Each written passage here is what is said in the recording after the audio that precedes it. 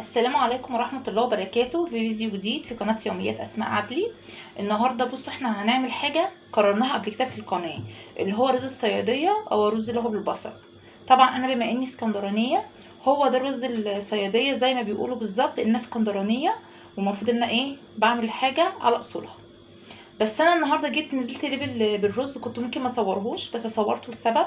عندي بنوتي صغيره لسه ببتدي بقى اعلمها ازاي تعمل الاكل، حتى ولو حاجات بسيطه وحاجات صغيره بعلمها. طبعا هي خدت الاجازه، وانتوا عارفين كل بناتنا دلوقتي اخدوا الاجازه، ولازم كل واحده بنتها مش شاطره في المطبخ او مش بتقف في المطبخ لازم توقفها في المطبخ وتوقفها كده جنبها وتوريها هي بتعمل اكل ازاي، حتى لو صغيره في السن. كتير للأسف مش معلمة ولادها تقف في المطبخ، بتبقى البنت ما شاء الله كبيرة وداخلة على جواز ومخلصة كليتها وتمام، وداخلة على جواز. طب هتعملي ايه؟ هتجيبي من على النت وتعملي، ماشي مفيش مشاكل، طبخة ولا اتنين، بس مش كل حاجة. لدرجة مثلا قلي البيض، لدرجة ان هو عمال الرز ما فيهاش اي حاجة. بس انا حبيت اوري بنتي درجه مثلا البصل لما تيجي تحمريها للصياديه بالاخص بيبقى لونها عامل ازاي، وبنحط ايه. يعني انت في تكات بتتحط، وفي ناس بتعملها وفي ناس ما بتعملهاش. فينا بقى في قناه يوميات اسماء عدلي في تكه كده مش اي حد بيعملها. تمام، بما اني اسكندرانيه وبعمل ايه الرز على اصول. طبعا هقول لكم مقاديري مش حاجه صعبه خالص. للي بيعمل الرز عارف ان انت بتحطي الرز قد الميه بالظبط. طبعا هنا ايه كوبايتين رز من المعيار ده، هو نص كيلو رز بالظبط. كوبايتين رز من دول حلو. وفي هنا التوم اللي انا مفرزاه، هاخد حته صغيره عشان معروف ان الرز اللي هو الصياديه دي تكتي بقى، اللي هي لازم ايه، لازم توم وكمون، دول اساسي في الرز الصياديه اللي هو على اصوله. فهنحط حته توم مع البصل. وطبعا احنا قلنا كمون، وقلنا ايه، وقلنا ملح وبصل وتوم.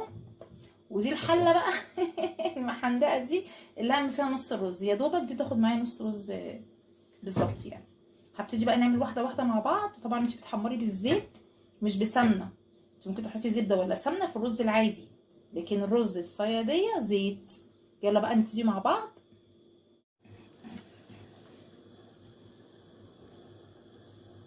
كده انت عملتي ايه؟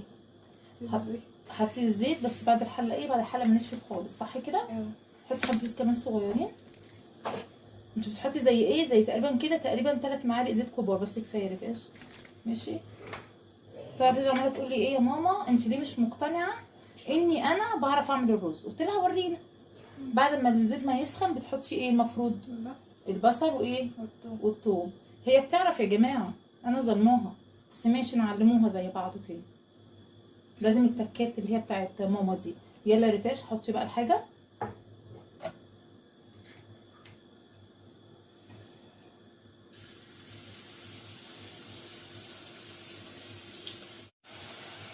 طبعا ايه هي ريتاش حطت كده البصل، وهتحطي ايه، حطي الثوم صح؟ الثوم والبصل ناقص. بس احنا زي ما قلنا ايه، كوبايتين الرز من دول هنعمل كوبايتين ميه زيهم، بس انا بحط كوبايتين وحبه عشان الرز ده بيحتاج ميه. في رز زي ما انتم فاهمين بيحتاج ميه، وفي رز مش بيحتاج ميه زياده. ده بيحتاج ميه زياده، هنحط نص كوبايه او يعني اقل من نص بشويه ميه زياده يعني. ماشي. بعد ما يتحمر وهوريكم الدرجه بتاعته، وريتاش كمان اشوف الدرجه بتاعته بتاعت الرز الصياديه بالاخص عشان بيبقى اغمق شويه من البصل العادي. بس قولي يا رب النور ما يقطعش واحنا بنصور ربنا يستر فطبعا هي كده ريتاج بدات تحمر البصل، لما يتحمر اوريكم الدرجه بتاعته. طبعا اللي كنت خايفه منه طبعا حصل، النور قطع. ماشي. فطبعا انا شغاله على الكشاف للاسف يعني، بس مش مشكله احنا مش هنعطل.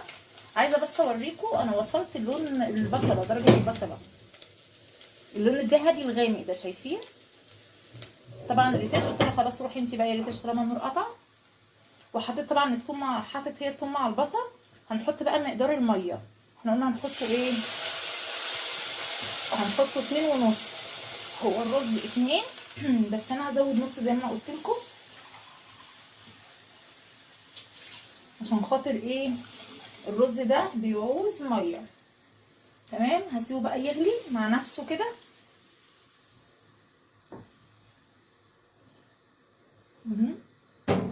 هحط برضو الملح والكمون يا على السواد، الشاشه مش باينه انا خالص،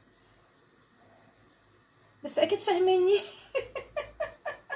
فاهمين طبعا انا بعمل ايه. بص يا جوجو كده، انت عرفتي يا جوجو كده ايه؟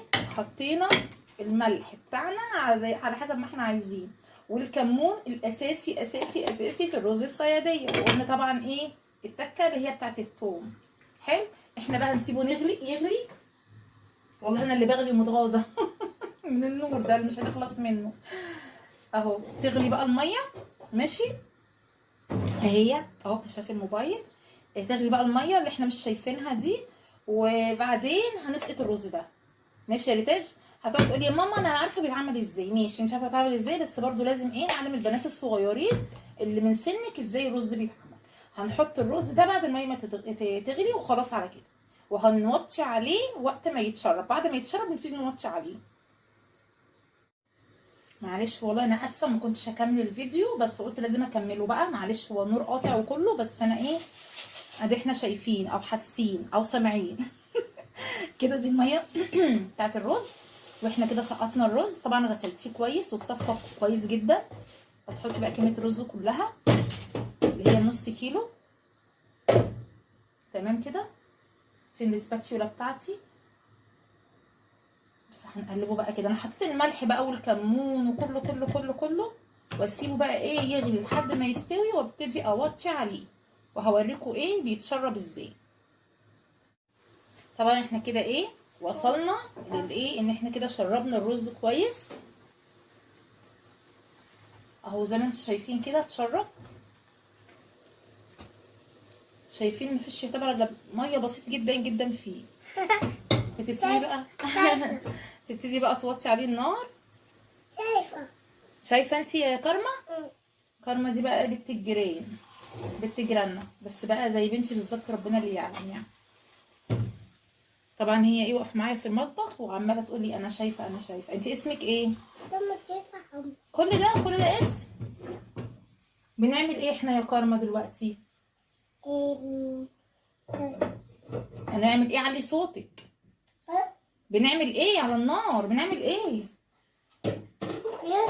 احنا بنطبخ ايه دلوقتي؟ رز ايه؟ بتاع السمك؟ ماشي. انت هتاكلي معايا رز؟ ماشي. رز وسمك. ماشي يا حبيبتي. كارما دي قلبي يا ناس، قلبي. طبعا احنا كده وصلنا لنهايه الفيديو.